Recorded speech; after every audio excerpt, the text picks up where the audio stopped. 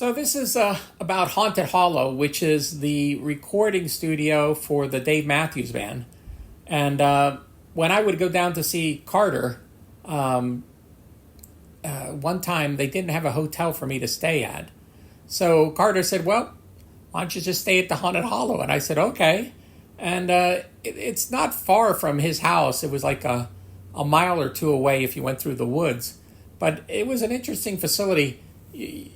There was this little dirt road that would go way back into the woods. And then you would see just like a regular house, but it was really expanded. There was like almost kind of a warehouse attached to it.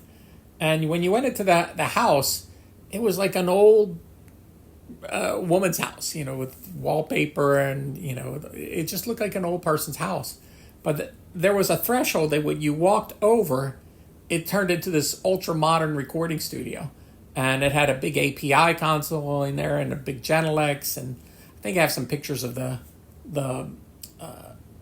studio. But I have pictures of driving up to it. It had a big pond outside, which was very cool.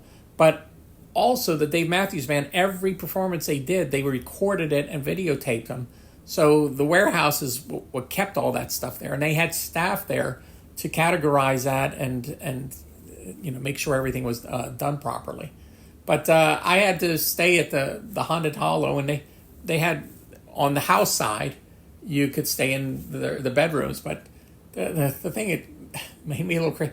There was no blankets or towels or anything like that, so they just kind of left me off, and they said, all right, good luck, George. So I just laid in bed, and when I got in the morning and took a shower, I just found some clothes to dry myself off with. But cool place, and I'll post some pictures. But it's a very well organized but very strange place for it to be all the way back in the woods the way it is.